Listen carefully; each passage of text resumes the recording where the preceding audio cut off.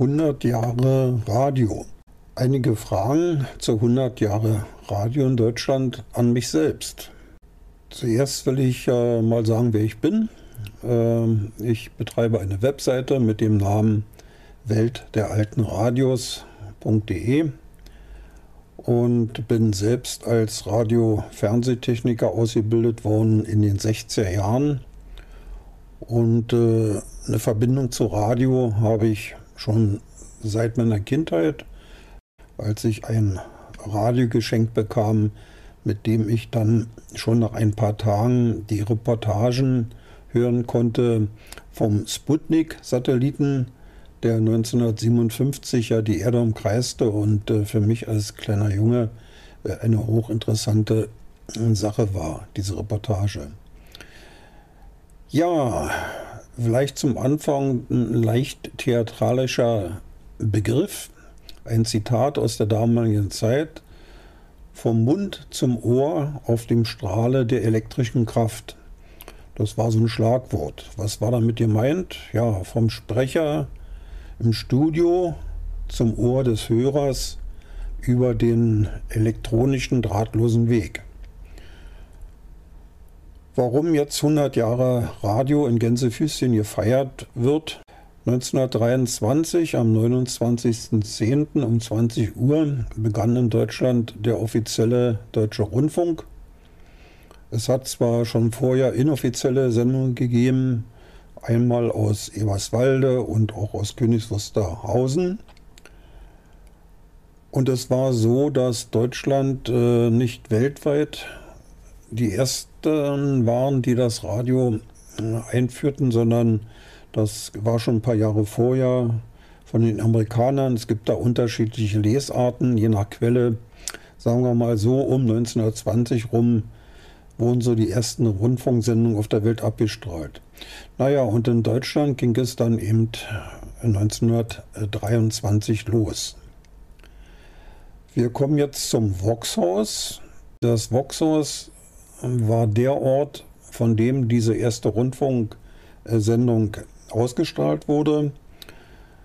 Das Voxhaus hatte eigentlich einen kommerziellen Hintergrund. Es war eine Firmierung, die unter anderem Grammophone und auch die dazu passenden Schallplatten anbot, verkaufte, produzierte. Und man hatte dort Interesse, sich auf dieses neue Medium vielleicht aufzusatteln, um also auch damit auch Geschäfte machen zu können. Das ist ja nichts Schlimmes. War auch im Übrigen also rein privat oder rein kommerziell, nicht von staatlicher Seite aus irgendwie erstmal gefördert. Das Voxhaus ist ein Gebäude im Berliner Zentrum an der damaligen Potsdamer Straße. War ein 3-4-stöckiges Haus mit einem Dachausbau. Und dort in der 3. Etage wurde in mehreren Räumen also die Vorbereitung getroffen, um dann eben diese Rundfunksendung abstrahlen zu können. Technisch alles sehr einfach gehalten. Einfache Sender im Laboraufbau. Die Sendeleistung war sehr gering. Um 250 Watt. Bisschen mehr, bisschen weniger. Die Antenne auf dem Dach war also auch nur ein Notbehelf. Hatte keinen so guten Wirkungsgrad. Also das war auf der Sendeseite. Im Studio, wenn man das schon so bezeichnen kann, das war dann ein Raum, der mit Decken abgehangen wurde, mit Stoffdecken, damit der Schall nicht sich so hart reflektierte. Und man hatte da dann eben auf einen Stuhl ein Mikrofon aufgestellt. Dazu muss man auch gleich sagen, dass die Mikrofone damals und sowieso die gesamte Technik also bestenfalls Telefonqualität hatten. Und zwar Telefonqualität der 20er Jahre. Also die Klangqualität war mäßig. So, ich habe ja hier so eine kleine Liste mir gemacht mit 15 Punkten, die ich so nacheinander mal kurz ansprechen will. Wer also die Nerven dazu hat, der bleibt jetzt dran oder schaltet hier schon an der Stelle ab. Den Bezug hier zum Voxhaus habe ich jetzt schon so ein bisschen kurz angerissen. Warum war damals dieser Beginn des Rundfunks in Deutschland so wichtig? Ähm, ja, ganz einfach. Man muss es mal mit heute vergleichen. Der Innovationssprung, den das Radio 1923 brachte, den kann man ähnlich groß ansetzen wie der Sprung, der jetzt hier bei uns in den 90er Jahren mit der flächendeckenden Einführung des Internets zu vergleichen ist. Man darf nicht vergessen, damals war die Möglichkeit der Bevölkerung an kulturellen Dingen teilzunehmen recht beschränkt. Wie informierte man sich damals? Naja, man las Zeitung. Es gab da mehrere Zeitungsausgaben am Tag. Das Abendblatt war so ein typischer Begriff. Und daneben gab es dann Zeitschriften, über die man sich informieren konnte. Man konnte ins Kino gehen, man konnte ja, ins Theater gehen, konnte sich Konzerte anhören, konnte Operetten anhören, konnte in die Oper gehen, sich Opern anhören, konnte zum Tanzen gehen und konnte auch Hausmusik sich anhören und nicht zuletzt auch Grammophonplatten abspielen. Das waren eigentlich so die Möglichkeiten der Medien damals, wie man sich kulturell und auch ja, per Information unterhalten konnte. Nun war 1923 für den Start des Rundfunks eine denkbar schlechte Lage. Deutschland lag in den letzten Zügen der Hyperinflation. 1923 Ende, also sagen wir mal im November 23, wurde dann die Rentenmark eingeführt, die diese riesen Inflationssummen dann blockierte. Man nimmt immer gerne dieses Beispiel, was kostete ja im September 1923 ein Ei. Da kann man sagen, das kostete dann 10 Millionen Mark. Andere Quellen sagen 100 Millionen Mark. Na, wie dem auch sei, das war schon ja, eine komische Zeit. Folge davon war, dass natürlich die meisten Menschen so kurz nach dem Ersten Weltkrieg, 1918, 1923, gerade mal 5 Jahre, wirtschaftlich nicht gut dastanden. Die wirtschaftliche Lage war wirklich schlecht. Und genau in dieses Datum hinein platzte dann eben diese Initiative, den Rundfunk einzuführen. Naja, das führte dazu, dass kaum jemand Geräte dafür hatte. Und diejenigen, die Geräte hatten, das war dann eine Bevölkerungsgruppe, die man heute so ein bisschen komisch als Bildungsbürgertum bezeichnen könnte. Also die doch gut verdienten und sich den Kauf eines Radios leisten konnten. Wobei man sagen muss, dass 1923 es noch sehr, sehr wenig käuflicher Radios gab. Das bedeutete andererseits auch, dass die in diesen Jahren schon existierenden Radiobastler und Radioamateure und Funkamateure doch eine gewisse Anzahl von Geräten hatten, denn die hatten sich vorher schon, bevor es den Rundfunk in Deutschland gab, mit der Funktechnik beschäftigt, haben ausländische Stationen gehört, militärische Stationen abgehört, kommerzielle Stationen abgehört, Zeitzeichensender empfangen. Naja, die waren so ein bisschen vorbereitet, um dann vielleicht auch mit einfachen Mitteln Radio zu hören, sodass man sagen kann, an diesem Abend des 29. Oktobers 1923 wohl ein paar Leute das hörten, aber doch eigentlich nur wenige. Aber der Beginn war dann eben doch gegeben. Die Reichweite von dem Sender im Voxhaus war nicht groß. Die Sendeleistung hatte ich schon erwähnt, so 250 bis 500 Watt, je nach Datenquelle. Die reichte nicht aus mit der Behelfsantenne da oben auf dem Dach, um ganz Berlin auszuleuchten im übertragenen Sinne. Aber gewisse Teile der Stadt konnte man dann halt schon sich damit versorgen. In der nächsten Zeit wurden dann weitere Sender in Berlin installiert. Einmal in der Boxhagener Straße, dann also auch am Magdeburger Platz und später dann auch am Funkturm. Der Funkturm selbst war selbst eine Sendeantenne in der ersten Zeit. Er stand auf Porzellanfüßen und der gesamte Turm strahlte die Hochfrequenz ab. Ja, ich gucke wieder mal auf meinen Zettel. Der Staat war anfänglich nicht so richtig begeistert, dass jetzt plötzlich Leute anfingen, Rundfunk zu hören, weil ja auch die kommerziellen und staatlichen Dienste damit leicht in Mitleidenschaft gezogen werden konnten. Also man versuchte da bremsend einzuwirken. Das führte dazu, dass man eine Genehmigung benötigte. Man musste Gebühren zahlen. Das waren natürlich für viele Leute schon mal Hinderungsgründe, sich geschweige denn ein Radio zuzulegen oder darüber hinaus auch die Gebühren zu entrichten.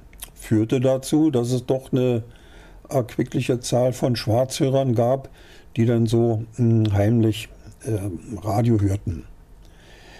Nochmal zurück, ein kleiner Sprung zu dem 29.10.1923, abends um 20 Uhr. Damals sagte man nur 8 Uhr, weil diese 24-Stunden-Einteilung zu der Zeit noch nicht so üblich waren. Wurde eine Stunde lang Programm gestaltet. Ich gucke hier auf den Programmtext von damals. Nicht? Es ging wohl los als erstes Musikstück, so jedenfalls überliefert. Ein Cello-Solo mit Klavierbegleitung, Andantino von Kreisler, gespielt von Herrn Kapellmeister Otto Urak. Am Klavier Herr Fritz Gottschalk. Naja, das war da schon was. Ja, was hörte man sonst in den ersten Zeiten um 1923 und folgende? Also man spielte dort Schallplatten ab. Es wurden aber auch Live-Musik-Darbietungen geboten aus Operette und Schlager und Oper. Das wurde dann alles in den Studios dann schon im Voxhaus. Man hatte das zwischenzeitlich ausgebaut in der obersten Etage, das Dachgeschoss recht umfangreich. Und es gab sogar einen großen Sendesaal, wo dann eben Musikdarbietungen aufgenommen werden konnten. Das führte dazu, dass es da oben sehr heiß drin war und man sogar Klimaanlagen installierte, um da den Publikum, die dann auch dort zugegen waren, das so ein bisschen erträglich zu gestalten. Springen wir nochmal kurz rüber zur Technik. Sendeseite haben wir kurz angesprochen. Wie war es denn bei den Empfängern? Die damaligen Radios waren nicht zu vergleichen mit heute vom Komfort, von der Klangqualität, von der Reichweite. Also ganz am Anfang fingen viele Leute mit sogenannten Detektoren an. Detektorradios waren das, die wurden mit einem Kopfhörer betrieben und man brauchte eine richtig lange Antenne, am besten außerhalb des Hauses, 10, 20 Meter Draht aufgespannt, vielleicht auch 30 Meter, und damit hörte man dann Radio. Für heutige Verhältnisse auch komisch klingt, denn ein solches Radio benötigte keinerlei Spannungsquelle. Es waren vielleicht 4, 5 Bauteile, die man zusammenlöten musste. Eine Spule, ein Drehkondensator, eine Kristalldiode und der Kopfhörer. Und schon konnte man Radio hören, ohne dass eine Batterie angeschlossen werden musste. Ging natürlich dann nur mit Kopfhörer, war auch vielleicht ein bisschen unbequem. Der Empfang war auch von der Reichweite her begrenzt. Die Einstellung des Kristalldetektors am Kopfhörer sehr fummelig. Der Empfang setzte ganz schnell aus. Es reichte schon, wenn jemand durchs Zimmer ging, während man den Kopfhörer auf hatte und diese Schrittimpulse vom Fußboden sich dann auf den Kristall übertrugen und dann plötzlich der Ton weg war. Also es war schon so ein bisschen abenteuerlich. Ja, wer hörte Radio? Hatte ich kurz angesprochen. Also zuerst die etwas vermögenderen Leute, aber schließlich durch die Bastlergruppen und so weiter und die Einführung der Radios per Industrie gingen die Preise etwas runter, sodass die Zuhörerschaft sich dann doch schon ganz schön etablieren konnte. Trotzdem gab es dann immer noch die Schwarzhörer, die dann versuchten, so über die Runden zu kommen. Die Technik der Rundfunkempfänger wurde immer besser. Es kamen bald Lautsprecher hinzu, die damals noch Trichterwirkung hatten und die man dann auf den Tisch stellte. und im Zimmer dann eine Antenne ausspannte oder zum Dachboden hochführte. Die Empfänger wurden technisch insofern besser, dass sie die Empfangsreichweiten deutlich steigern konnten, sodass man irgendwann dann auch auf Mittel-, Lang- und Kurzwelle mehrere hundert Kilometer Empfang haben konnte. Also auch von überregionalen Sendern, führte auch dazu, dass es viele engagierte Hörer gab, die dann eben ihren Reiz darin empfanden, möglichst weite entfernte Sender zu hören. Ja, das war so von mir aus der gerade gedachte kurze Überblick über die Einführung des Rundfunks. Vielleicht noch eine persönliche Erfahrung vom Hörensagen mit eingebracht. Mein Onkel Willi war Anfang des 20. Jahrhunderts geboren. Zur Einführung des Rundfunks hier in Berlin 1923 noch ein ganz junger Mensch. Und der hatte zusammen mit seinem Vater versucht, erst allerdings ein paar Tage nach dem 29.10., weil sie das erst zu spät erfahren hatten, zu probieren, den Sender zu hören, was ihnen also auch dann mit gewissen Mühen gelungen ist. Für meinen Onkel Willi war das eine Sensation, im Zimmer zu sitzen und plötzlich von anderer Stelle jemand sprechen zu hören und sogar Musik übertragen zu hören. Das hatte auf ihn also erheblichen Eindruck gemacht und er blieb sein gesamtes Leben lang ein Freund des Radios, hatte später ein schönes Siemens-Radio, mit dem er sehr gerne mit dem daneben gestellten Tonband seine Operetten abhörte, die er aufgezeichnet hatte aus dem Rundfunk. Also er war Operettenfreak und ein begeisterter Radiohörer. Ja, vielleicht so als Art Schlusspunkt, hat denn das Radio noch eine Zukunft? Heute 2023, ja, dazu sage ich vielleicht ja. Wobei man anmerken muss, dass junge Leute heutzutage eigentlich nicht mehr Radio hören. Das ist out und uncool, weil man eben nicht mehr gewöhnt ist, sequenziell Radio zu hören. Und zwar nach dem Willen des Programmanbieters. Sequenzielles Radio hören führt dazu, dass man sich auch Sachen anhört, die nicht primär im eigenen Interessenfokus liegt. Ne? Führt als Nebenwirkung auch zu einer gewissen breiteren Allgemeinbildung im Vergleich zu den modernen Medien, die man hat, wo man ja gezielter zu bestimmten Zeiten nach eigenem Wunsch sich die Information zusammenstellt. Ja, die Konsequenz daraus ist eigentlich in Verbindung mit den sozialen Medien, nicht, dass man doch eher sich die Sachen anhört, die einen interessieren und die man gut findet. So als Stichwort Echokammern, nicht? Das ist eine gewisse Gefahr. Der Rundfunk mit seiner breit angelegten Information, die dann auch nacheinander abläuft, führt eben dazu, dass man eben andere Sachen so mithört, nicht? Und mal Dinge erfährt, die man sonst gar nicht so im besagten Fokus hat. Der Rundfunk hat ja eine große technische Entwicklung abgemacht, nicht? Also von UKW-Radio, Stereo-Radio, DAB, Digitalradio. Heute ist es so, dass die Industrie und die Rundfunkanstalten eben doch versuchen, das DAB-Radio wirklich zu etablieren, ist, obwohl es jetzt seit 15 Jahren online ist oder on air ist besser gesagt, gelingt nicht so richtig. Die jungen Leute überspringen das DAB-Radio und sind von UKW gleich rübergesprungen zum Streaming-Radio per Smartphone. Insofern ist so meine Zukunftsbetrachtung für das Radio ein bisschen skeptisch. Naja, schauen wir mal. So, ich ende besser gesagt mit einem Satz, der damals in der ersten Zeit vom Sprecher am Ende der Rundfunkausstrahlung immer gesagt wurde. Der lautete: Vergessen Sie nicht, die Antenne zu erden. Klingt komisch, aber damit ist ein realer Hintergrund gemeint. Man hatte ja, um gut Radio zu hören, oft Außenantennen, also ein langer Draht, der vom Fenster in den Garten gespannt wurde.